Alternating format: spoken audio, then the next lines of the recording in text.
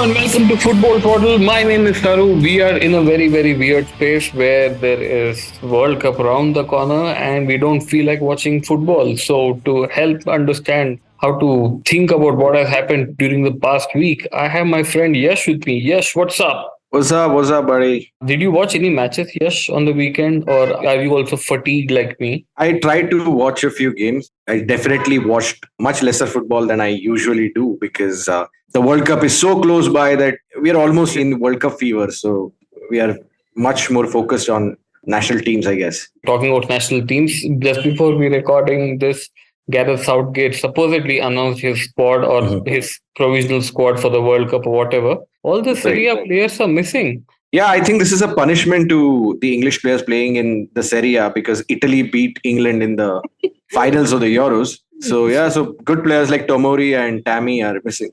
So why is Saka and what is the other guy who missed the penalty? Rashford. Why are they there? Well, I mean, those were sort of like victims, right? Because Oh, what?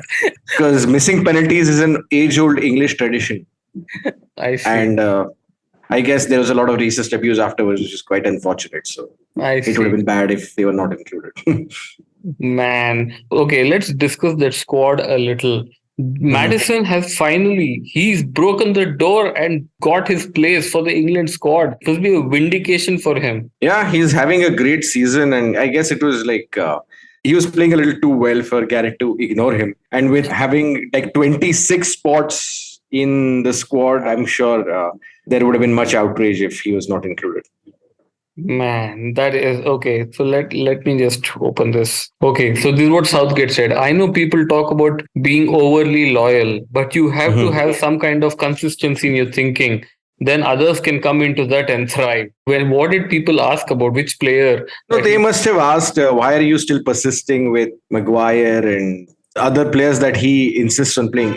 Like Calvin Phillips, who's barely played any football this season because, I mean, he can't get into that Man City team and he has injury woes as well. So, yeah, he could have taken some other, maybe younger, promising players to this but World Cup. But you know what he said on Maguire? He's one of our mm, best centre backs. I don't know which league is he watching, or maybe he's watching that 4 seasons ago when Maguire was in Leicester. Maybe he's watching that season on tape. Oh man. But England squad, dude, I have to say, I mean, gone are the days when England used to cry about not having talent. This squad, Mm-hmm. look at the midfield: Bellingham, Foden, Mason Yep. Mount, Declan Rice, Madison. Mm-hmm. Then you have obviously Harry Kane, Sterling, Grealish, Saka, Callum Yep. Wilson. This is crazy. Pretty competent squad because I mean we might bicker about a couple of players here and there, but this is a pretty good team to take to a tournament where you have to play 7 matches.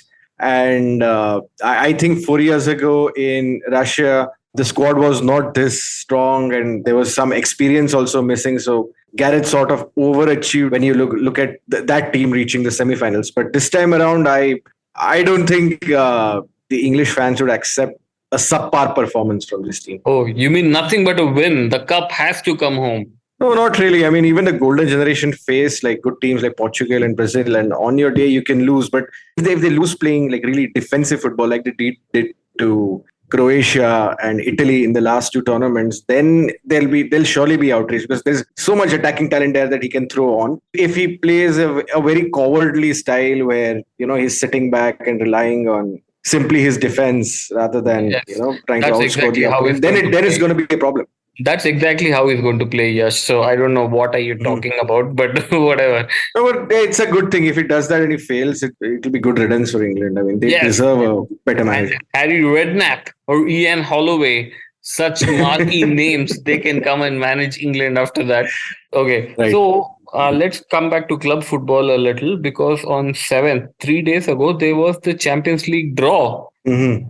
The standout fixture of this draw, is it Liverpool versus Real Madrid or Paris versus Bayern? It's hard to pick, but since last season's final was between Liverpool and Real Madrid, I think that is a standout fixture because, of course, one of them is a Premier League giant and the other is absolute European royalty. So, yeah, that is the standout fixture. And there is, I think, 3 times revenge pending from Liverpool to overcome Real Madrid. There are two finals and I think one quarter final in very recent time when Klopp has been the manager. Poor Salah, man. I mean, at what point will he be able to take revenge?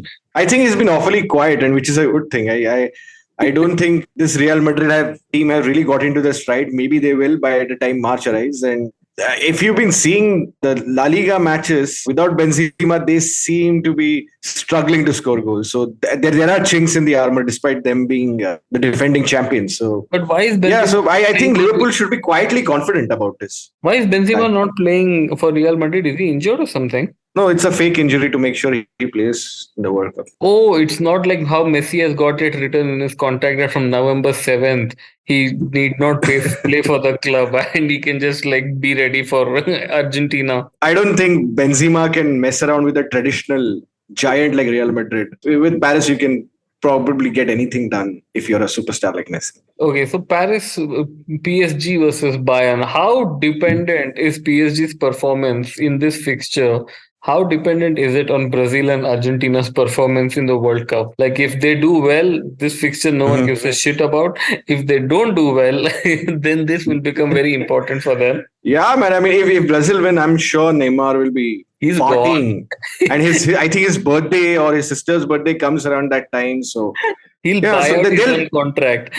Yeah.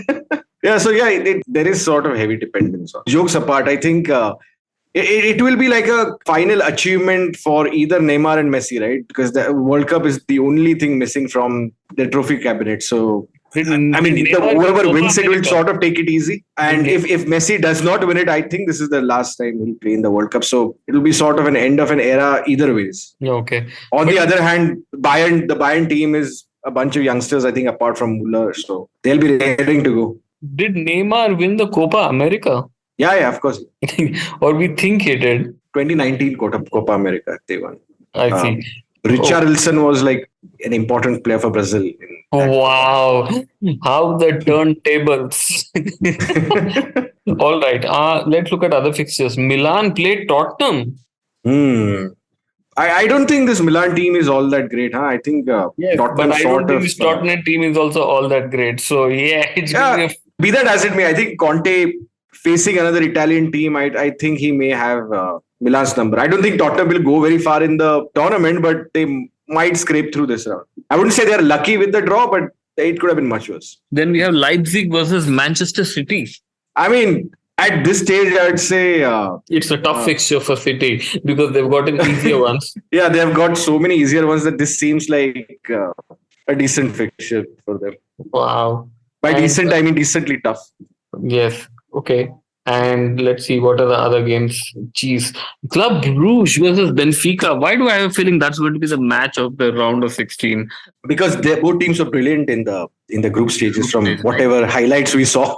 And these two teams absolutely deserve to be there. It's not like they got very easy groups or anything. So, and they play, they seem to play decent attacking football. So I think this will be a fun fixture. Usually the round of 16 throws up one of these duds where, that neither team are going to win this, and the teams are basically just fighting for a spot in the quarterfinals, which will be like a crowning achievement for whichever Dutch or Portuguese team. No, but I know that Bruges is Belgian. I know that, but so this might be a fun game.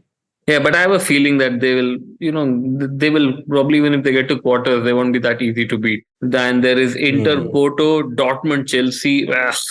It's going. The Tuchel derby is here, and oh god!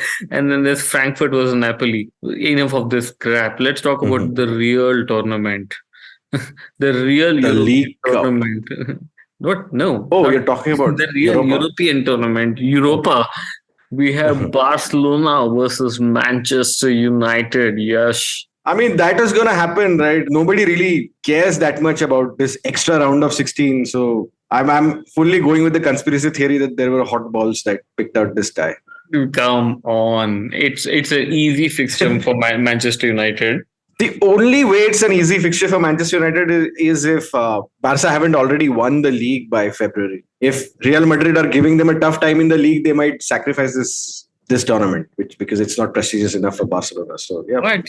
That's the only way it will be easy. Otherwise, I don't know, man. I mean, they have a bunch of individuals who are playing well, like Rafinha and Dembele and Gavi Pedri and all that. I don't know, man. And of course, Lewandowski against this defense, I'm not so sure because Lisandro Martinez is missing the first tie due to suspension, first leg. That way. Okay. There's Juventus versus Nantes. What the fuck? Why? What is happening? Why is Juventus playing Nantes? Yeah, because they are a fallen giant, and this is the fun part of Europa, right? You play all these games. Then there's Roma versus RB Salzburg. Whoa, that's going to be decent. Ajax versus the Bundesliga leaders Union Berlin. Oh, they have fallen down finally. Bayern have taken over. Yeah, Bayern have taken over. When did this happen? Didn't you just say last week that Union Berlin? We just spoke about it. And maybe, but I checked like right just before the podcast, and Bayern have taken the lead. Oh shit! Yeah, they're 4 points behind because Union Berlin for 2 consecutive matches lost and drew. Oh, done, over. That league is done. That league is done. Okay, all right. Let's take a break right now. After the break, let's talk about this EFL Cup. Let's muster the courage, and for one final time this calendar year, let's see what matches we're going to watch on the weekend. So stay tuned to Football Twaddle.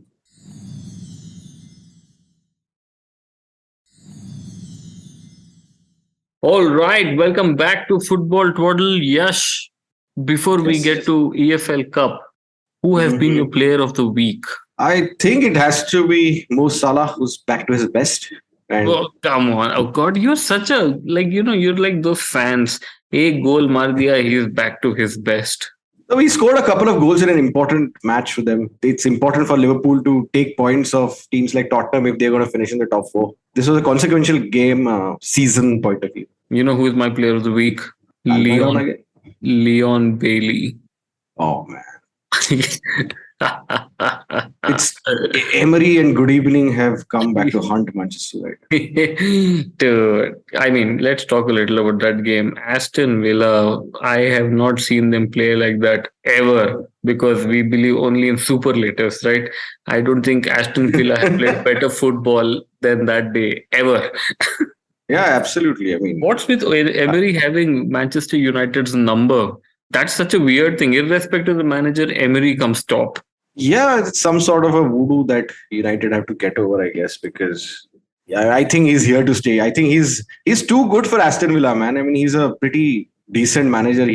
Could be at a much better, bigger club. Yeah, but why did he? So there must be a reason why he went to Aston Villa, no? He was at Villarreal. Villarreal is like a very small city in rural Spain where he was playing. I guess Birmingham is a much bigger city, and the Premier League gives you a lot of exposure. So you think Aston Villa have a lot of money. I'm sure they're giving him a hefty raise as well. You think he wants to replace Mikel Arteta at the Arsenal?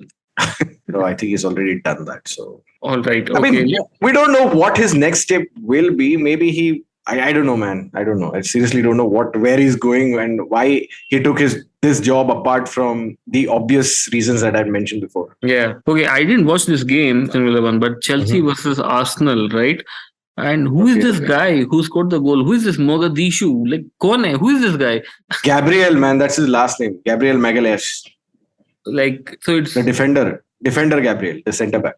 Man, but this Arsenal, they're just not losing.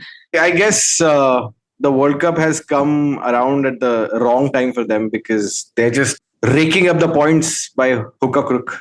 Yeah, this is crazy. I mean, this is such vindication for Arteta as we speak because after the brickbats and abuses he's taken over the last 2 years or 3 years, you somehow put the process is paying off, and a lot of people have seen the Arsenal documentary All or Nothing for comedic reasons. But what comes across is that the owner's son, Josh Kroenke, is really involved with Arsenal, and he said a very important thing that although we have owned this club for a while, like we have had proper control only after we pushed out Usmanov like 4 years ago, and since then there's been working with a plan. Yeah, sure.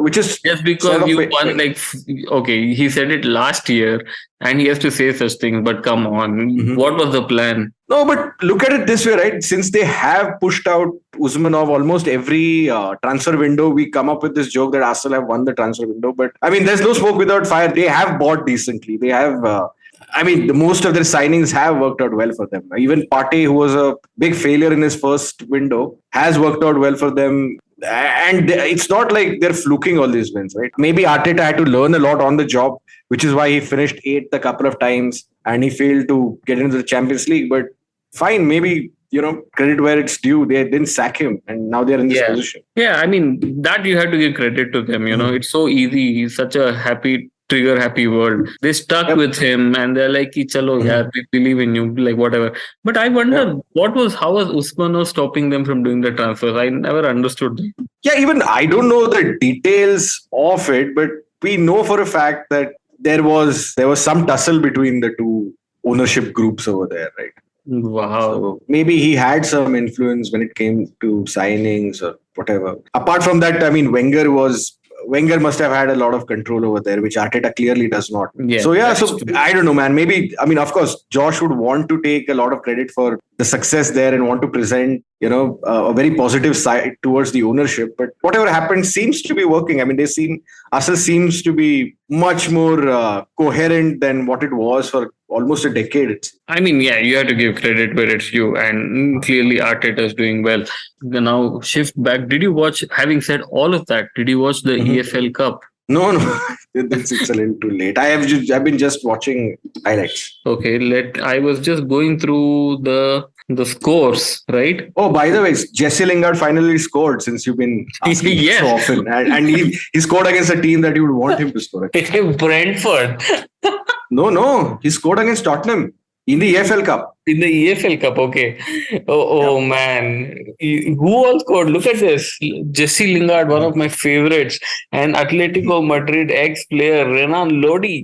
They score. And just to make it a little tough for themselves, they get a guy called sent off also in the 75th minute. But Nottingham Forest beat Tottenham 2-0. And Arsenal lose to Brighton 3-1. Liverpool scrape and just beat Derby. Man City beat Chelsea. West Ham lose to Blackburn Rovers 9-10 on the penalty shootout. Dude, there have been only penalty shootouts in this award. Southampton beat Sheffield in penalty shootout. Brentford lost in penalty shootout. Newcastle won in penalty shootout. What is this? Like, did they even take this tournament seriously or they just waited for penalty shootouts? Maybe they're all giving... Maybe this was like a conspiracy by all the players who are going to the World Cup to, practice penalty shootouts in tough situations. Because I feel there are going to be a bunch of penalty shootouts in this world. Wow. Let me check. Did Saka miss a penalty in this? No. Arsenal got beaten. Oh, in regulation. In normal time. All right. Okay. Before we speak about what fixtures we're going to watch this weekend, what's happening in Qatar? What's with the negative press? Is it just that they don't have a good PR agency or like what is happening? No, I mean, we know for a fact that Qatar doesn't have the best of human rights. A human rights record, right? So, I mean, all of these are coming, stories are coming out because now the World Cup is nearby and there's a lot of focus on it. And I think all the outrage is rightly so. I don't think the World Cup is going to get cancelled or should get cancelled because of, what's happening there. I don't know how those responsible are going to be held to accountability, or I'm sure the people at the very top can easily throw someone under the bus, some contractor or something to penalize them rather than, taking the actual responsibility. Forget that. There's that and there's this LGBTQ. In 2018, Russia obviously was getting enough bad press. Right. Putin basically told all the gangs in Russia to pipe down during World Cup time. Right. And just not do anything. And they just let people be for like a month and a half. And then they did whatever they had to. Like, it's not very hard, even if you're an authoritarian regime to just... Russia can do that. Qatar is a very small country and it doesn't even have gangs. Yeah, it's just the police that the state will has to order to not be. Yeah, it's like, why? It's very easy. Hire a good PR agency and then just ask everyone to just shut up. You don't need Qatari officials to reply saying that, yes, I'm very happy these gays are not allowed. Like, what the man? Just why can't you just shut your mouth? Yeah, I don't know. Maybe it's just overzealous bureaucrats trying to prove that they are doing the right thing. They want the king's to a different audience. They want the king's favors. Yeah, and their audience is completely different, right? Their audience is Gulf and Middle Eastern people who are that is not the most progressive part of the world for LGBTQ rights. So yeah. Yeah. Anyway, I hope they just pipe down on it. There's a decent World Cup Mhm. that happens. Yeah. Okay, let's talk about this. The games you are going to watch this weekend. Let me start off. I'm going to watch Newcastle versus Chelsea. That's a big. Will our That's a club big one. It's a top four clash. yeah, sure.